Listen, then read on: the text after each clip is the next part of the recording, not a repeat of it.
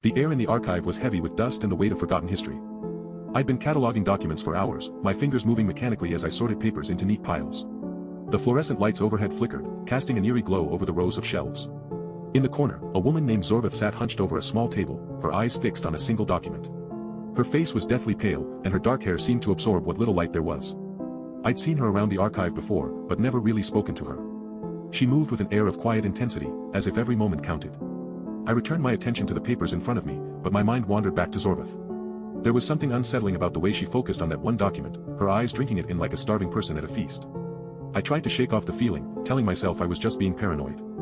As the hours ticked by, the lights overhead began to strobe, casting wild shadows across the room. Zorvith didn't seem to notice, her gaze still fixed on that single document. Suddenly, she looked up, and our eyes met for the first time. For a moment, we just stared at each other, the air thick with unspoken understanding. I felt a shiver run down my spine as she slowly stood up, her movements economical and precise. She walked towards me, her eyes never leaving mine, until she stopped in front of my table.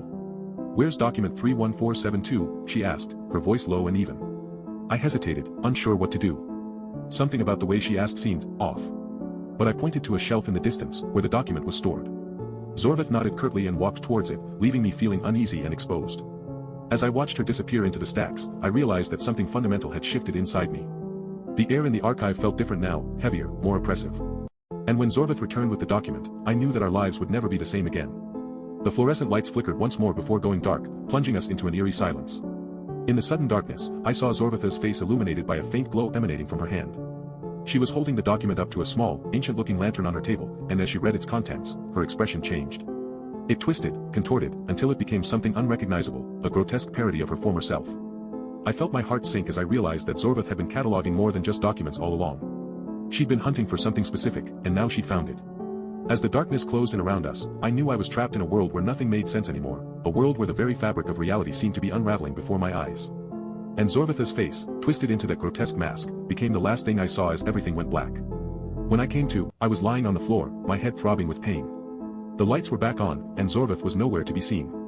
But on my table, a single document lay open, document 31472. And on its first page, in bold print, was written, Procedure 12 to 17 initiated. I knew then that I was no longer the cataloger, I was now part of something much larger and more sinister. And Zorvith, she'd become something else entirely. The fluorescent lights overhead flickered once more as I struggled to my feet, trying to shake off the feeling of dread creeping up my spine like a cold, dark tide.